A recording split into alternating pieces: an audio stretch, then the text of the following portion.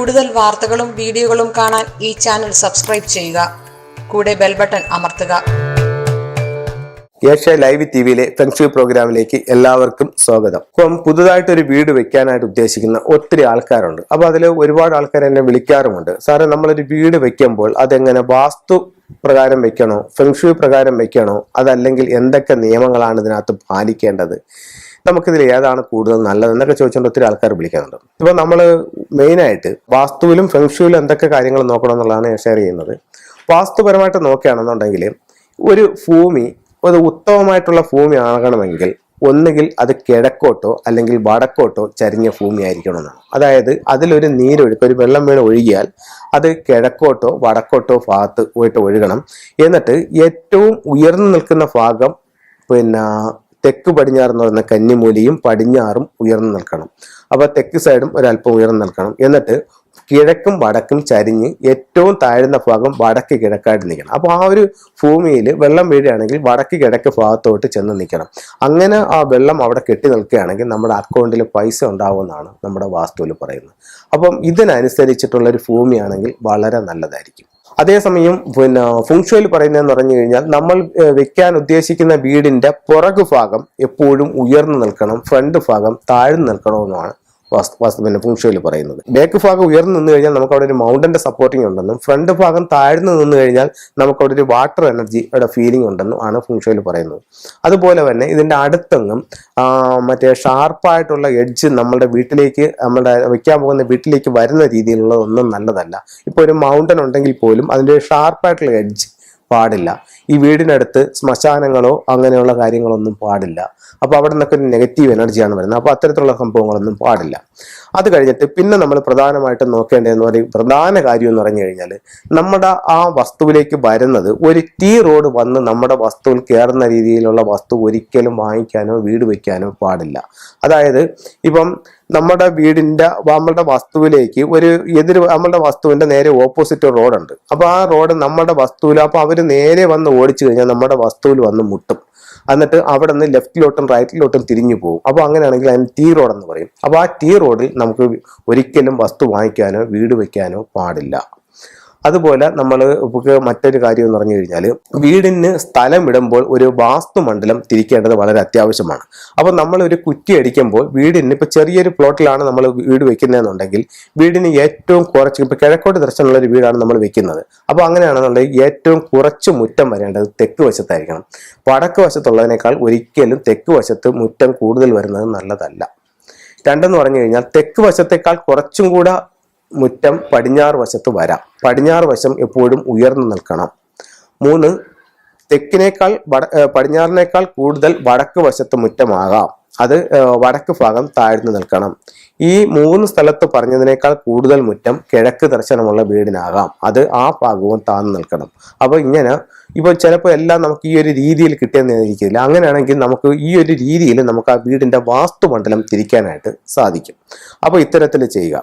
പിന്നെ വീടിന്റെ വാതിലുകൾ പണിയുന്നത് ആദ്യത്തെ ഒരു വീടിനെ കറക്റ്റ് 9 ഡിവൈഡ് ചെയ്തിട്ട് ആദ്യത്തെ ഒരു ഭാഗം വിട്ടിട്ട് 4, 5, 6 പദങ്ങളിലായിട്ട് വീട് വയ്ക്കുക. വീടിന്റെ പ്രധാന വാതിൽ വരുന്നത് നല്ലതാണ്. പിന്നെ ഒരിക്കലും തെക്ക് കിഴക്ക് ഭാഗത്തോ തെക്ക് പടിഞ്ഞാറ് ഭാഗത്തോ വാതിൽ വരുന്നത് അത്ര നല്ലതല്ല. നമ്മുടെ വാസ്തുപ്രകാരം തെക്ക് പടിഞ്ഞാറ് ഒട്ടും വാതിൽ വന്നുകൂടാ. പ്രധാന വാതിൽ തരുവാണ് പറയുന്നത്. തെക്ക് പടിഞ്ഞാറ് വാതിൽ വന്നു കഴിഞ്ഞാൽ ആ വീട്ടിൽ സമ്പത്ത് നിൽക്കില്ല. ഫെങ്ഷുയി പ്രകാരം തെക്ക് കിഴക്കാണ് സമ്പത്തിന്റെ ദിക്ക്. അതുകൊണ്ടാണ് തെക്ക് കിഴക്ക് വാതിൽ വന്നാൽ പൈസ ചെലവ് കൂടും എന്ന് പറയുന്നത്. പിന്നെ അടുത്തത് കിണറാണ്. കിണറിന്റെ സ്ഥാനം എന്ന് പറഞ്ഞു കഴിഞ്ഞാൽ ഏറ്റവും ഉത്തമമായിട്ടുള്ള സ്ഥാനം മീനം രാശിയാണ്. അതായത് വടക്ക് കിഴക്ക് ഭാഗമാണ്. നോർത്തും കൊള്ളാം, വടക്കും കൊള്ളാം, ഈസ്റ്റ് കിഴക്കും കൊള്ളാം. അപ്പം വടക്ക് കൊള്ളാം, വടക്ക് കിഴക്ക് വളരെ ഉത്തമം, കിഴക്കും കൊള്ളാം. അപ്പൊ ഈ ഒരു 3 സ്ഥലത്ത് കിണർ വരുന്നത് വളരെ നല്ലതാണ്. മറ്റുള്ള സ്ഥലങ്ങളിൽ കിണർ വരുന്നത് ഉത്തമമല്ല. പിന്നെ അത് കഴിഞ്ഞിട്ട് അടുത്തൊരു കാര്യം നോക്കേണ്ടതെന്ന് പറഞ്ഞു കഴിഞ്ഞാൽ വീടിന്റെ ബെഡ്റൂം എന്ന് പറയുമ്പോൾ നമ്മുടെ വാസ്തുപ്രകാരം ഏറ്റവും നല്ലത് കന്നിമൂലയിലുള്ള തെക്ക് പടിഞ്ഞാറ് ഭാഗത്ത് ഒരു ബെഡ്റൂം ചെയ്യുന്നതാണ്. പലരും അവിടെ പൂജാമുറിയൊക്കെ വിൽക്കുന്നുണ്ട്. അവിടെ കന്നിമൂലയിലെ ബെഡ്റൂം അത് കപ്പിൾസിന് നല്ലതല്ല എന്നൊക്കെ പറയുന്നുണ്ട്. പക്ഷെ നമ്മുടെ അനുഭവത്തിൽ നിന്ന് അതല്ല, കന്നിമൂലയിൽ ഏറ്റവും നല്ലത് ബെഡ്റൂം തന്നെയാണ്. പിന്നെ നമ്മൾ ആ ബെഡ്റൂം ആണോ മറ്റൊരു ബെഡ്റൂം ആണോ എടുക്കേണ്ടതെന്നുള്ളത് ഫംഗ്ഷണൽ പ്രകാരം പറയുമ്പോൾ ആ റൂമിന്റെ അകത്ത് വരുന്ന ഫ്ലൈയിങ് സ്റ്റാർ നമ്പറിനെ ബേസ് ചെയ്തിട്ടാണ് നമ്മൾ ബെഡ്റൂം സെലക്ട് ചെയ്യുന്നത്. ഇപ്പോൾ ഒരു വീട്ടിൽ 3 ബെഡ്റൂം ഉണ്ടെന്നുണ്ടെങ്കിൽ അതിന്റെ ഫ്ലൈയിങ് സ്റ്റാർ എടുക്കും. 3ലെയും ബെഡ്റൂമുകളിൽ വരുന്ന മൗണ്ട് സ്റ്റാറുകൾ ഏതാണെന്ന് നോക്കും. എന്നിട്ട് നല്ല മൗണ്ട് സ്റ്റാറിലെ ബെഡ്റൂമാണ് എടുക്കുന്നത്. വാസ്തുവിൽ അങ്ങനെയല്ല, തെക്ക് പടിഞ്ഞാറ് കന്നിമൂലയിലുള്ള ബെഡ്റൂമാണ് ഉപയോഗിക്കാനായിട്ട് എടുക്കുന്നത്.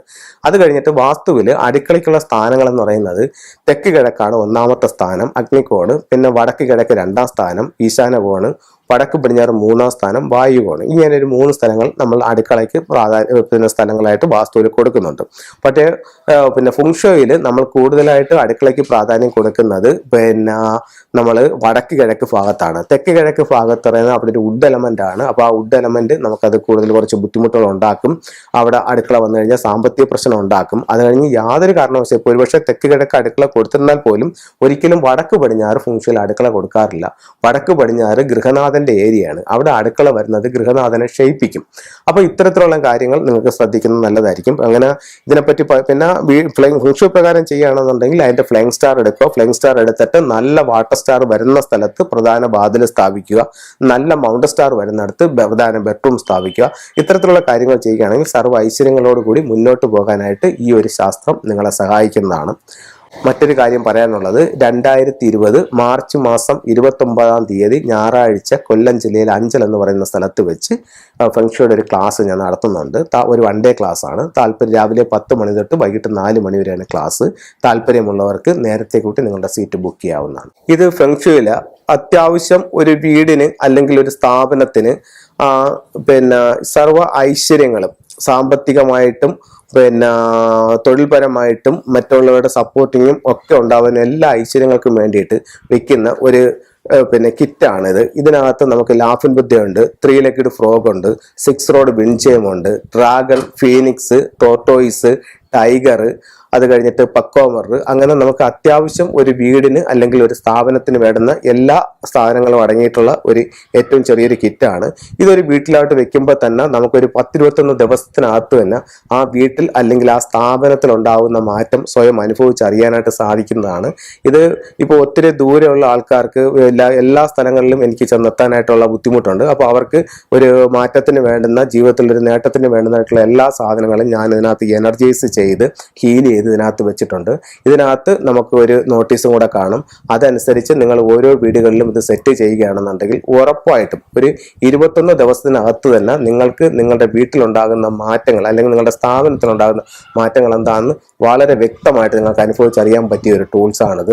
ഇത് നിങ്ങൾക്ക് എല്ലാവർക്കും ഇതിന് ഒരു ദിക്കോ മറ്റുള്ള കാര്യങ്ങളോ ഒന്നും നോക്കാതെ കോമൺ ആയിട്ട് വെക്കാവുന്ന കാര്യങ്ങളാണ്. വീടിന്റെ ഫ്ലൈയിങ് സ്റ്റാറോ മറ്റോ ഒന്നും അല്ലാതെ തന്നെ ഇത് ചെയ്യാനായിട്ട് സാധിക്കും. അപ്പോൾ ഇത്തരത്തിലുള്ള ടൂൾസ് താല്പര്യമുള്ളവർക്ക് എന്നെ ഉറപ്പായിട്ടും കോൺടാക്ട് ചെയ്യാം. അപ്പോൾ ഇത്തരത്തിലുള്ള സാധനങ്ങളെല്ലാം എനർജൈസ് ചെയ്ത് ഞാൻ നിങ്ങൾക്ക് അയച്ചു തരുന്നതായിരിക്കും. ആവശ്യമുള്ളവർ എൻ്റെ വാട്സപ്പ് നമ്പറുമായിട്ട് കോൺടാക്ട് ചെയ്യേണ്ടതാണ്. നിങ്ങളുടെ അഡ്രസ്സ് വാട്സപ്പ് ഇടുകയാണെന്നുണ്ടെങ്കിൽ ഇതിലോട്ട് ഞാൻ ഈ സാധനങ്ങൾ നിങ്ങൾക്ക് കൊറിയർ ചെയ്ത് തരുന്നതായിരിക്കും.